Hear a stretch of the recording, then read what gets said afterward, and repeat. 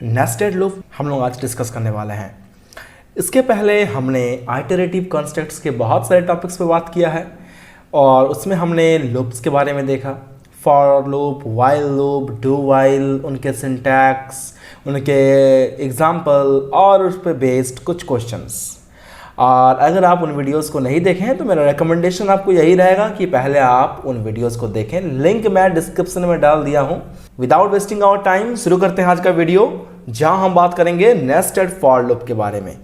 आखिर ये nested for loop होता क्या है या ये नेस्टेड लूप क्या होता है, आखिर सबसे पहले हमें ये जानना है। अगर हम एक लूप के अंदर दूसरा लूप यूज करते हैं, चाहे वो कोई भी लूप हो, चाहे वो फॉर लूप हो, चाहे वाइल लूप हो या डू वाइल लूप हो, कोई भी लूप हमारे पास अगर है और हम एक लूप के अंदर में दूसरा लूप को यूज कर रहे हैं, तो वैसे मैकेनिज्म या वैसे प्रोसेस को हम नेस्टेड लूप कहते हैं। लेकिन हमारे टॉपिक में सबसे इंपॉर्टेंट जो लूप नेस्टेड लूप में पढ़ना है वो है नेस्टेड फॉर लूप। तो चलिए इसका इंट्रोडक्शन देख लेते हैं। During programming sometimes we need to use a loop within another loop to perform a specific task and it is said to be a nested loop. जैसे कि मैंने आपको बताया कि कभी कभी प्रोग्रामिंग करते टाइम हमें ऐसा रिक्वायरमेंट होता है कि किसी भी स्पेसिफिक टाइप के प्रोग्रामिंग को करने के लिए आपको सिंगल एक लूप के मदद से वो नहीं हो पा रहा है, तो उस केस में हमें एक लूप के अंदर दूसरा लूप भी यूज करना पड़ता है और ऐसे सिस्टम को हम कहते हैं nested loop. The structure moves in such a way that the inner part repeats a number of times for each repetition of the outer loop. अब बात यह है कि एक लूप के अंदर दूसरा लूप है तो डेफिनेटली दो पार्ट्स बनते हैं। फिर जो बाहर वाला लूप होता है उसे हम कहते हैं आउटर लूप और उस लूप के अंदर में जो लूप यूज होता है उसे हम कहते हैं इनर लूप। तो यहाँ जो इनर पार्ट के बारे में बात किया जा रहा है, ये इनर पार्ट उसी इनर लूप के बारे में बात कर रहा है। और यहाँ पर जो आपका आउटर लूप के बारे में बात हो रहा है, ये आउटर लूप बेसिकली आपका आउटर लूप जो है वो सबसे पहले वाला लूप है जिसे हम आउटर लूप कह रहे हैं। तो नेस्टेड लूप में जो इनर वाला लूप होता है यानी कि अंदर वाला जो लूप होता है वो बाहर वाले लूप के अकॉर्डिंग रिपीट होता है, यानी अंदर वाले लूप का जो रिपीटेशन का कंट्रोल है वो पूरी तरीके से आउटर लूप के हाथों में होता है। आउटर लूप जैसे चाहेगा इनर लूप वैसे एग्जीक्यूट करेगा। तो इस तरह से जो डेफिनेशन आता है, एक प्रॉपर डेफिनेशन जो पॉइंट टू पॉइंट आपका डेफिनेशन एग्जाम के हिसाब से होगा, वो कुछ ऐसा है कि nested loop is defined as a loop programmed within another loop. Nested loop एक ऐसा लूप होता है जो कि एक दूसरे लूप के अंदर में प्रोग्रामिंग किया जाता है। It is used in such a way that the inner loop repeats a number of times for each repetition of the outer loop. Inner loop जो यूज होता है या इनर लूप जो रिपीट होता है नंबर ऑफ टाइम्स, वो पूरी तरह डिपेंड करता है आउटर लूप के ऊपर, जिसके बारे में हमने थोड़ा देर पहले डिस्कशन किया था। लेकिन ये थियोरेटिकली समझना थोड़ा मुश्किल है, इसके डेफिनेशन को थियोरेटिकली अंडरस्टैंड करना थोड़ा मुश्किल है। चले इसका एक सिंटैक्स देख लेते हैं सबसे पहले कि ये नेस्टेड लूप का यूज कैसे करते हैं, इसका लिखने का तरीका कैसा होता है, और उसके बाद हम देखेंगे उसके ऊपर बेस्ड एक छोटा सा एग्जांपल, ताकि इसका वर्किंग मेथड हमें एग्जैक्ट समझ में आए। Syntax of nested loop. तो सबसे पहले आपके पास एक लूप होगा, एक फॉर लूप होगा, चूंकि हमारा topic he nested for loop है तो हम जो नेस्टेड लूप पढ़ेंगे वो डेफिनेटली फॉर लूप होगा। तो सबसे पहले आपके पास एक बेसिक फॉर लूप होगा जो कि सबसे पहले लिखते हैं फॉर, फिर इनिशियल वैल्यू, फिर टेस्ट कंडीशन, अपडेट वैल्यू, फिर कर्ली ब्रेसेस ओपन होते हैं, कर्ली ब्रेसेस क्लोज होते हैं, जो एक टिपिकल फॉर लूप का सिंटैक्स होता है।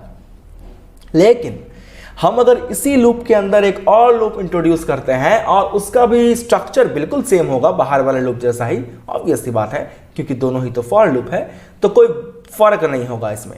फर्क इतना होगा कि बाहर वाले लूप को हम कहेंगे आउटर लूप और अंदर वाले लूप को हम कहेंगे इनर फॉर लूप।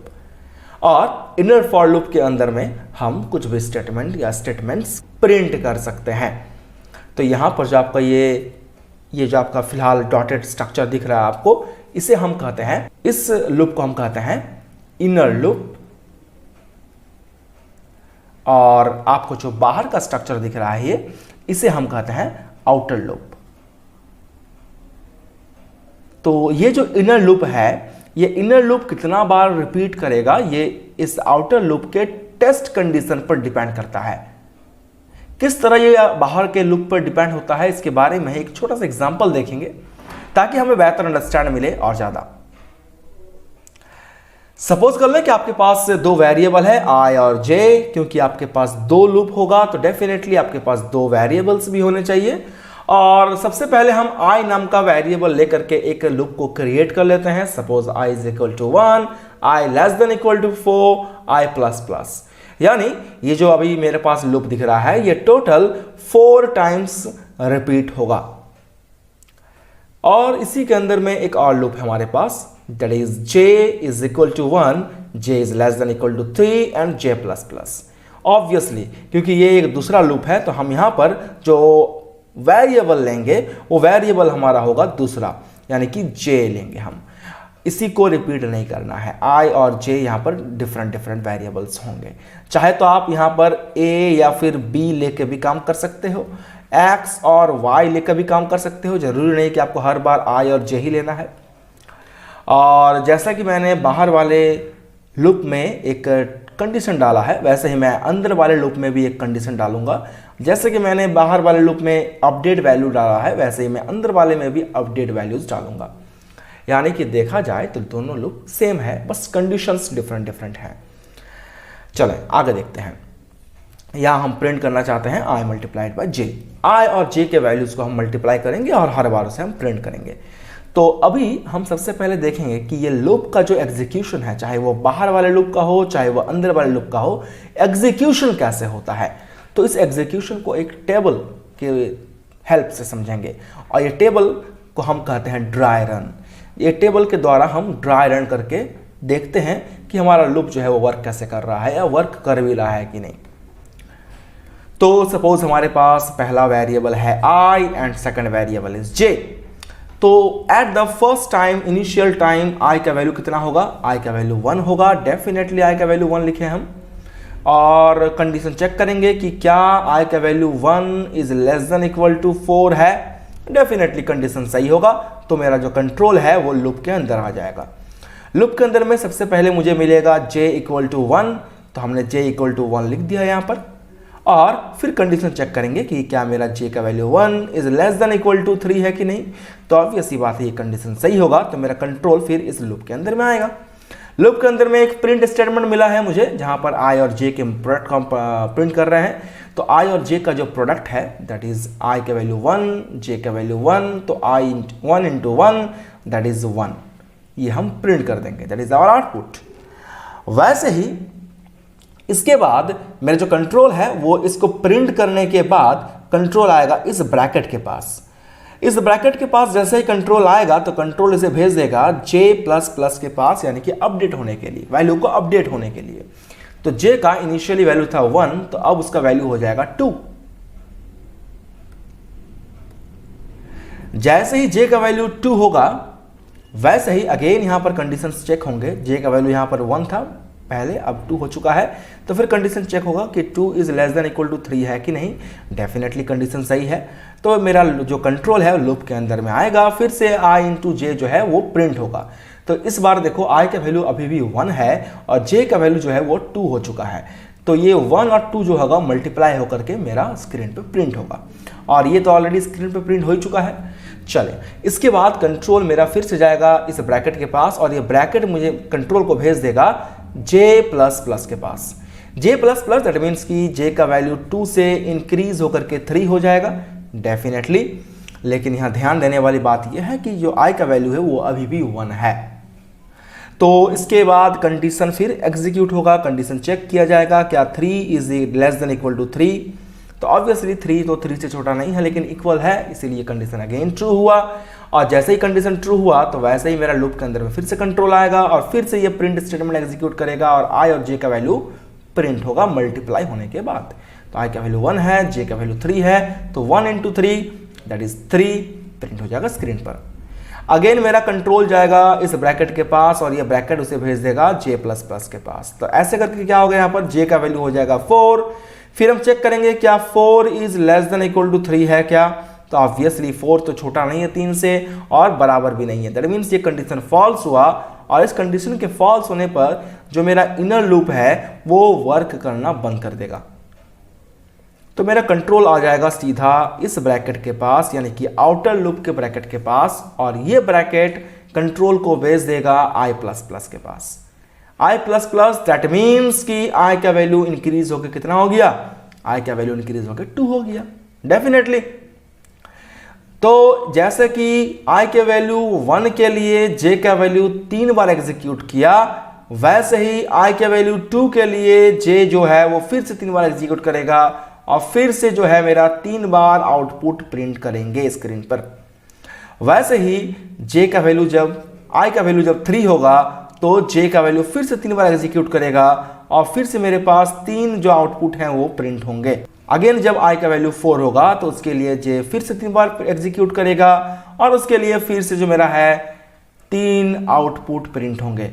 तो जे का एक तो आई का एक वैल्यू के लिए जे 3 बार रिपीट कर रहा है, आई के दूसरे वैल्यू के लिए भी फिर से 3 बार कर रहा है, आई के तीसरे वैल्यू के लिए भी 3 बार, आई के चौथे वैल्यू के लिए भी 3 बार। तो टोटल कुल मिलाकर के जो जे है वो 12 बार रिपीट हो रहा है।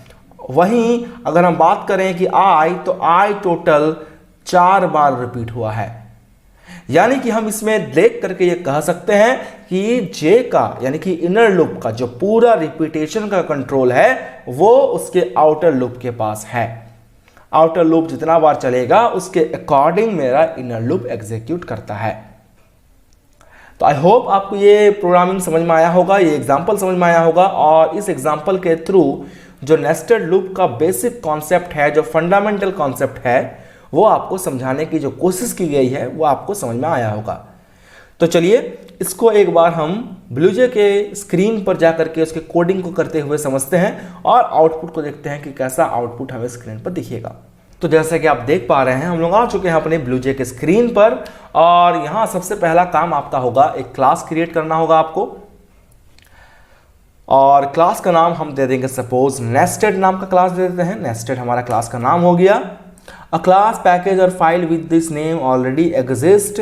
All right, इस नाम का क्लास ऑलरेडी एग्जिस्ट करता है हमारे इस ब्लूजे में, तो हम दे देंगे nested 1। nested 1 दे देंगे क्लास का नाम, डेफिनेटली ये ले लेगा क्योंकि nested नाम का क्लास ऑलरेडी है, तो nested 1 नाम का क्लास डेफिनेटली एक्सेप्ट करेगा। इसे डबल क्लिक करके ओपन करते हैं और उसके बाद हमें सबसे पहले क्लास बनाना होगा। क्लास का नाम हमारा है nested 1। ऑल राइट, इसके बाद हमारा जो बेसिक काम होता है that is public static void main और इसके अंदर में हम लिखते हैं स्ट्रिंग args एंड इसके अंदर में हम क्या करेंगे, सबसे पहले एक वेरिएबल डिक्लेयर करते हैं i, j, सिंपल। उसके बाद हमारा होगा for i is equal to 1 and I is less than equal to suppose 4 and I plus plus और इसके अंदर में इसका ब्रैकेट यहाँ पर ओपन होता है और इसके अंदर में हम एक और लूप यूज करेंगे that is for loop again और j is equal to 1 and j is less than equal to suppose 3 and j plus plus obviously ऐसा कुछ होगा। और इसके अंदर में सपोज कर ले हम लिख रहे हैं system dot out dot print ln और इसके अंदर में हम प्रिंट कर रहे हैं i मल्टीप्लाइड बाय j, जैसा कि हमने अभी थियोरेटिकली समझा था उसे और ड्राई रन करके देखा भी था। ये इनर लूप का ब्रैकेट क्लोज हो गया और ये आउटर लूप का ब्रैकेट क्लोज हो गया और ये जो है ये मेन मेथड का ब्रैकेट क्लोज हो गया है और इसके बाहर में हम क्लोज करेंगे क्लास का जो ब्रैकेट है वो क्लोज करेंगे। कंपाइल करके देखते हैं तो देख रहे हैं नो सिंटैक्स एरर बता रहा है, डेफिनेटली कोई एरर नहीं है। और इस पर राइट क्लिक करके इसे हम लोग कर लेते हैं रन। तो यहाँ हमें दिखेगा, देखें 1 2 3 1, फिर 1 2 3 के बाद 2 4 6, फिर 3 6 9, फिर 4 8 12, ये जो आपका है दिख रहा है। टोटल कितने वैल्यूज हैं देखो, टोटल 1 2 3 4 5 6 7 8 9 10 11 12 वैल्यू है। क्योंकि अंदर वाला लूप 12 बार चला है इसलिए 12 रिजल्ट प्रिंट हुआ है। तो आई होप आपको इसमें जो रन करने के बाद का रिजल्ट है वो समझ में आया होगा, और 12 बार एग्जीक्यूट करने के वजह से ही हमारा जो रिजल्ट है वो 12 बार प्रिंट हुआ है। इसको भी आप समझ रहे होंगे। तो मिलेंगे आपसे अगले वीडियो में नेस्टेड लूप के बारे में और कुछ डिटेल्स में बात करने के लिए। आज का ये वीडियो बेसिक था, इंट्रोडक्टरी वीडियो था, ताकि आपको बेसिक इंट्रोडक्शन मिल जाए फॉर लूप के बारे में। अगर आप इस चैनल पर नए हो तो सब्सक्राइब करें और बेल आइकन को जरूर दबाएं, ताकि आपको सबसे पहले नोटिफिकेशन मिले और आप हमारे द्वारा दिए गए एक भी वीडियो को मिस न कर पाएं। तो मिलेंगे आपसे अगले वीडियो में, तब तक के लिए टेक केयर, खुश रहें, गुड बाय।